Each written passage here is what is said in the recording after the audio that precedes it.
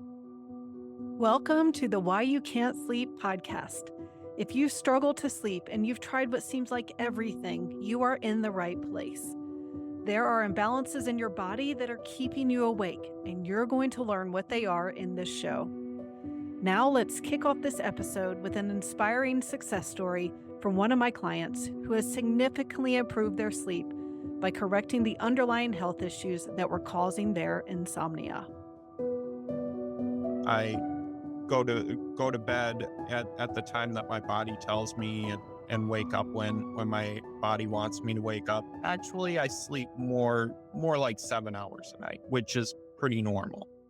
And that's actually been something that kind of surprised me. Once my body got the sleep that it needed for a period of time, I noticed that I was actually sleeping a little bit more than I even thought I needed. Yeah. But it's interesting too, because so many people think that they need 8 hours, like that's a magic number. And I mean, the recommended range is between 7 and 9. So it's going to be different for everyone. But if you're waking up feeling rested and, feeling good, then that is a perfect amount of sleep for you. Yeah, absolutely. And a good test of how much sleep you probably need. I don't know if you agree with this, but I would say that however it is that you sleep on the weekends when you're not setting an alarm or anything, that's probably a good test. Hi, everyone. I am excited to talk to you today about your options for overcoming insomnia. Because the way I see it, you have five different options. So I want to talk about what they are, the pros and cons of each of them. So you have a better idea of how you can really solve this problem forever in the long term. So your first option is to follow the basic sleep advice. If you Google how to sleep better, you're going to find the same tips everywhere, right? Don't watch screens before bed. Don't drink caffeine too late in the day. Follow a relaxing bedtime routine, exercise every day, and so on. These same tips are everywhere. They're easily accessible. And I do think that for some people, following these rules is going to solve the problem. A lot of times it is our modern lifestyle and all these bad habits that we have that keep us from being able to sleep. But if you still can't sleep, and that's honestly most people, these basics don't work. And that's because there's something in your body that is keeping you from sleeping normally. And so it's not watching TV before bed that is the reason why you can't sleep. And we know this because millions of people watch TV before bed and sleep fine. I used to not be able to watch TV before bed. And then once I addressed what's going on in my body, now I can watch TV before bed. Now, I choose not to most of the time, or I at least leave 30 minutes of reading, stretching, doing something else instead of watching TV before bed.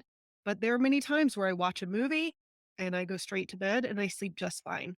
For most people, that's not the answer. If it was, then everyone would follow that and no one would have trouble sleeping because it's an easy thing to do if it worked 100% of the time.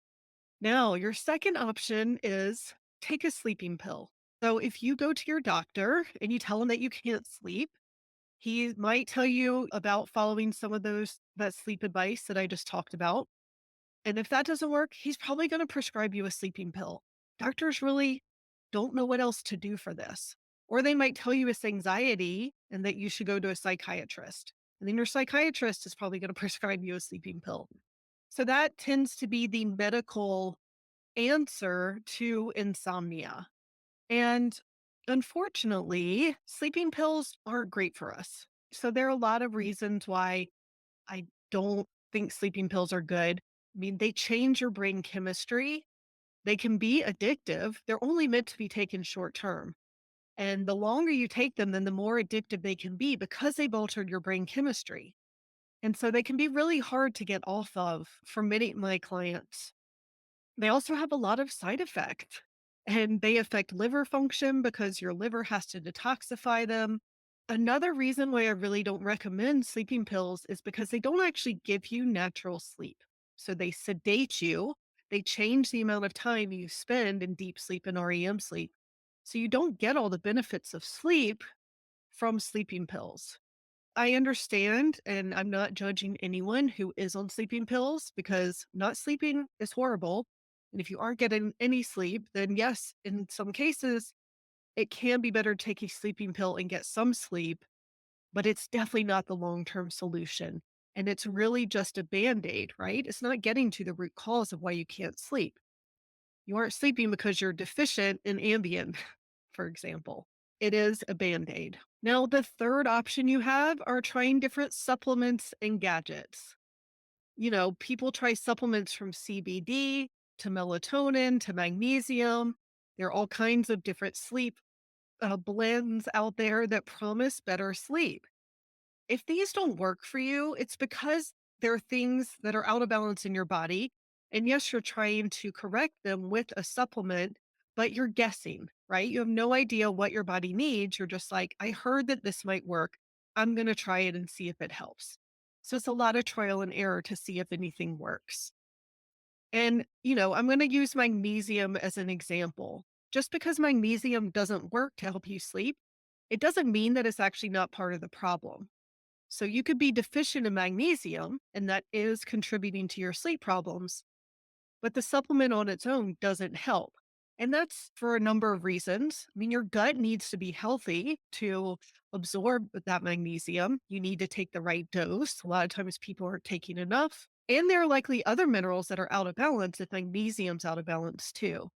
Magnesium might be part of the answer, but it's not the answer, right? It's not the one thing that's going to work. And so I do recommend supplements to my clients to get their bodies back in balance, but it's not guessing because I use lab testing that's going to show exactly what your body needs. Now, there are also quite a few gadgets that have been invented to help people sleep better.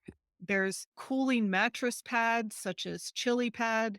There are beds that actually rock you to sleep that cost thousands of dollars. There are vibrating devices that are supposed to stimulate certain parts of your brain to help promote sleep. And these are also band aids, right? They aren't getting to the root cause of why you can't sleep. So, your fourth option is cognitive behavioral therapy for insomnia. And this method looks at how your thoughts, emotions, and behavior affect your sleep. And I do think that this is a very important part of overcoming insomnia. If you have anxiety about sleep or you have habits that are sabotaging your sleep, then it's definitely important to address those. So, for this reason, I do use cognitive behavioral therapy techniques to help my clients. But this doesn't help everyone by itself because it only addresses the mental part of insomnia. And so, if there's something going on in your body that's keeping you awake, then only looking at the mental cause isn't going to help. And many of my clients have tried cognitive behavioral therapy or CBTI, and it didn't work for them because they also have something that's physically causing their sleep problems. And so, to get better, you really want to address both the body and the mind and everything that could be causing this. So, that leads us to your fifth option. And this is finding and addressing the root cause. And in my opinion, this is the only thing that actually works. So if you've tried everything and it hasn't helped, it's because different systems in your body are out of balance and you aren't truly healthy. Think about it. Like a healthy body sleeps well. So if you can't sleep, then you can't be in perfect health, even if you eat healthy and exercise and live a healthy lifestyle. Something is out of balance if you can't sleep. And so that's why I use functional lab testing to find out what that is so that we know exactly what to address. And the most common causes or physical causes of insomnia that I see are inflammation, an unhealthy gut, an unhealthy liver, hormone imbalance, mineral imbalance, and heavy metal toxicity. As you've been learning from this podcast, the way to sleep better is to find the imbalances in your body that are keeping you awake. I created the Insomnia Insight program so you'll know what these imbalances are and have a plan to fix them in just 30 days. In the Insomnia Insight program, my team and I use 4 functional lab tests as well as assessments to look for everything that could be affecting your sleep so we don't miss anything. Then we will give you a personalized, holistic 90-day plan to get your body back in balance so you can get the deep sleep that you want.